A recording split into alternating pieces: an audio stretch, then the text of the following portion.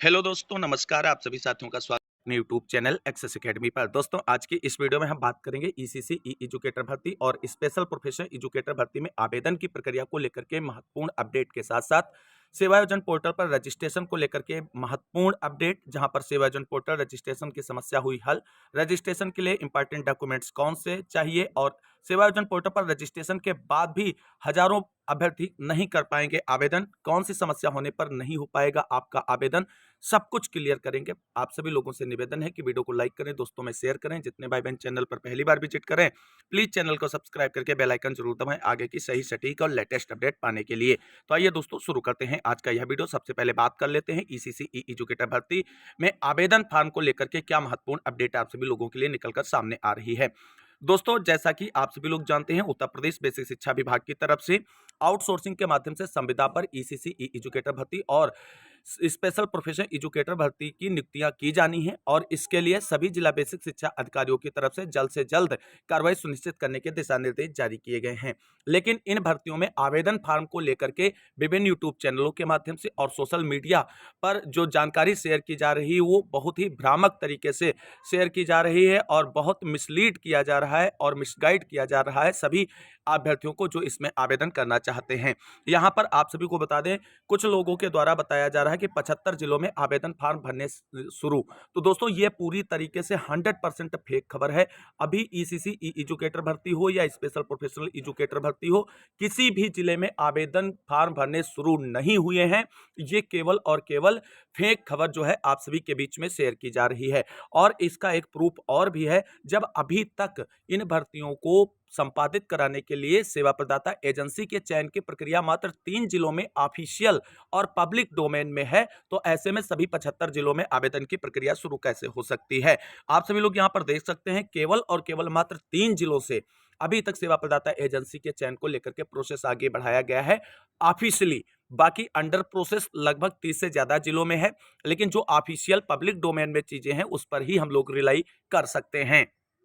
दोस्तों, यहाँ पर आप सभी लोग देख सकते हैं, पूरा प्रूफ और सारी चीजें आप सभी के सामने हैं। ये जो है पीलीभीत जिले की ऑफिशियल विज्ञप्ति है जो सेवा प्रदाता एजेंसी के चयन को लेकर के जारी की गई थी 9/10/2024 को। और उसके बाद आप सभी लोग देख सकते हैं अगली विज्ञप्ति जो यहाँ पर है आप सभी के सामने, देवरिया जनपद की है और ये 19 अक्टूबर को जारी हुई थी, जिसमें आप सभी लोग देखते हैं कि 30 तारीख तक जो है सेवा प्रदाता एजेंसी के चयन की प्रक्रिया पूरी की जानी थी। लेकिन इसमें जिला बेसिक शिक्षा अधिकारी की तरफ से डेट बढ़ाते हुए 4 नवंबर निर्धारित कर दी गई थी, यानी आज इसमें जो है सेवा योजन प्रदाता एजेंसी के चयन को लेकर के कार्रवाई सुनिश्चित करने को निर्धारित किया गया है। इसके बाद अगला जो जिला है वो आप सभी लोग देख सकते हैं, सुल्तानपुर है। बाकी अन्य किसी भी जिले से अभी तक ऐसी कोई ऑफिशियल विज्ञप्ति निकलकर सामने नहीं आई है और जब तक ये विज्ञप्तियां नहीं निकलकर सामने आएंगी और तब तक आप सभी लोग जानते हैं कि सेवा प्रदाता एजेंसी का चयन नहीं हो पाएगा। और जब तक सेवा प्रदाता एजेंसी का चयन नहीं होगा दोस्तों, तब तक से जो है ईसीसी ई एजुकेटर भर्ती में आवेदन की प्रक्रिया शुरू नहीं होगी। ये बिल्कुल 100% ऑफिशियल अप्रूव्ड जानकारी है। तो ऐसे में बहुत सारे लोग जो भ्रामक खबरें फैला रहे हैं कि आवेदन शुरू 75 जिलों में शुरू, 90 जिलों में शुरू, तो वो पूरी तरीके से फेक और फर्जी खबरें आपको अपने नाम मात्र के कुछ व्यूज के चक्कर में दे रहे हैं। ऐसे लोगों से आपको बचना है, सावधान रहना है, क्योंकि भ्रामक खबरें आप सभी लोगों तक रहेंगी तो आप सभी लोग रोज मानसिक रूप से परेशान होंगे और इधर उधर भटकते रहेंगे। शुरू से हम ये कहते हैं कि आपको भटकना नहीं है इस भर्ती को लेकर के, केवल सही सटीक जानकारी जहां आपको मिले उसी से जुड़े आप, बाकी इधर उधर की बातों में आपको विश्वास नहीं करना है। तो दोस्तों, कुल मिलाकर के ये चीजें आपको यहाँ पर क्लियर हो गई होंगी, जो हम आपको समझाना चाहते थे वो चीजें आपकी समझ में आ गई होंगी। फिलहाल आप सभी को बता दें, जिन 3 जिलों से सेवा प्रदाता एजेंसी के चयन को लेकर के विज्ञप्तियां जारी की जा चुकी हैं, यहाँ पर आप सभी को बता दें अगले सप्ताह में जो है आवेदन फॉर्म प्रक्रिया शुरू करने संबंधी कार्रवाई सुनिश्चित करने को लेकर के जिला बेसिक शिक्षा अधिकारी की तरफ से ऑफिशियल विज्ञप्ति देखने को मिलेगी। इसके साथ साथ अब हम बात कर लेते हैं इन पदों पर आवेदन करने के लिए जो सबसे इंपॉर्टेंट और पहला स्टेप है वो है सेवा योजन पोर्टल पर रजिस्ट्रेशन। क्योंकि आप सभी को बता दें, जितनी भी भर्तियां आउटसोर्सिंग के माध्यम से संविदा पर की जाती हैं, सबके लिए आवेदन की प्रक्रिया सेवा योजन पोर्टल पर संपादित की जाती है। और इन पदों पर आवेदन अगर आप करना चाहते हैं तो उससे पहले आपका सेवा योजन पोर्टल पर रजिस्ट्रेशन होना चाहिए। लेकिन दोस्तों, 1.5 महीने से अधिक का समय हो गया है। सैकड़ों भाई बहन हमारे ऐसे हैं जिनका अभी तक सेवा योजन पोर्टल पर रजिस्ट्रेशन नहीं हो पाया है। यहाँ तक आप सभी को बता दें, इस समस्या को सॉर्ट आउट कराने को लेकर के निदेशालय लखनऊ तक जो है अपने प्रार्थना पत्र दिया गया था, लेकिन वहां से चीजें यही निकलकर सामने आई कि हमारे जो पोर्टल से कोई दिक्कत नहीं है। आधार वेरिफिकेशन में यूडीआई का जो पोर्टल है उसकी वजह से दिक्कतें आ रही हैं।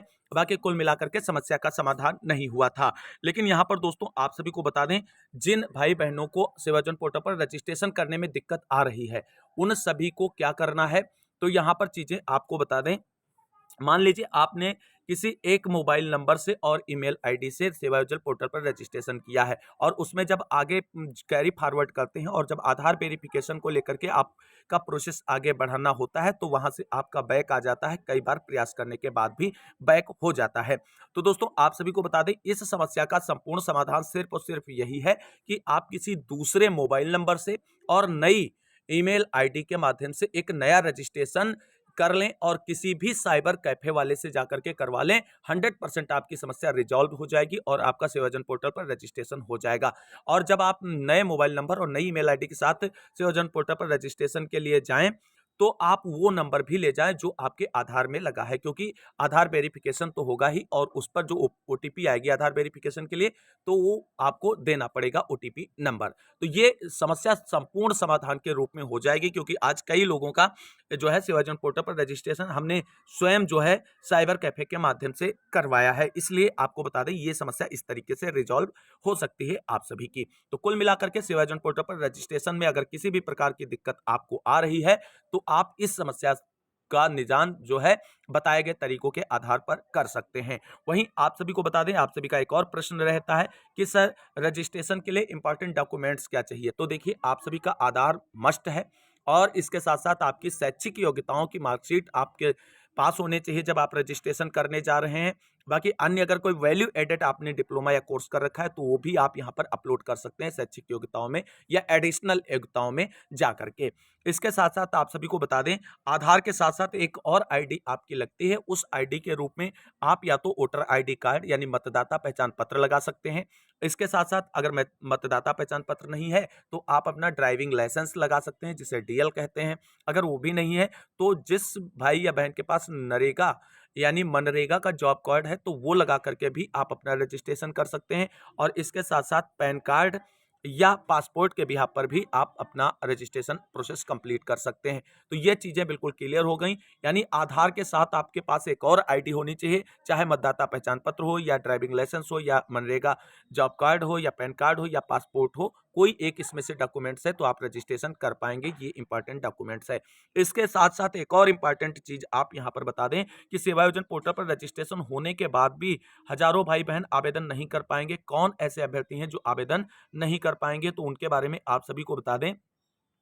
जब आप रजिस्ट्रेशन करेंगे और उसके बाद आगे का जब प्रोसेस आप कंप्लीट करेंगे, शैक्षिक योग्यताओं का डिटेल्ड भरेंगे, तो अगर आपने पूरी 9 स्टेप जो आपके रजिस्ट्रेशन के बाद में पूरे करने होते हैं सेवा योजन पोर्टल पर कंप्लीट प्रोफाइल क्रिएट करने के लिए, अगर उनको पूरी तरीके से कंप्लीट करके फाइनल प्रिंट आउट तक नहीं निकाला है तो आपकी अभी जो है प्रोफाइल इनकम्प्लीट रहेगी और ऐसे में आपको आवेदन फॉर्म भरते समय उसे कंप्लीट करना पड़ेगा। तो जब आप रजिस्ट्रेशन करने जाएं तो वो चीज़ें ध्यान रखें और फाइनल प्रिंट आउट अपने रजिस्ट्रेशन का निकलवा लें, जिससे आपको आने वाले समय में किसी भी प्रकार की कोई दिक्कत का सामना ना करना पड़े और आपके जब आवेदन शुरू हो तो आप आराम से आवेदन की प्रक्रिया कंप्लीट करते हुए इन पदों पर भर्ती के लिए आवेदन कर सकें। वहीं एक और दिक्कत आती है, बहुत सारे हमारे ऐसे भाई बहन हैं जो अपनी पुरानी सेवा योजन पोर्टल आईडी को जो है आधार वेरिफिकेशन के माध्यम से आगे कैरी फॉरवर्ड करके उसी के बिहाफ पर आवेदन करना चाहते हैं। तो उन सभी को बता दें, इसमें जो होता है एक टाइम पीरियड होता है, उसके अंदर आपको अपनी पुरानी आईडी को रिन्यू करना होता है।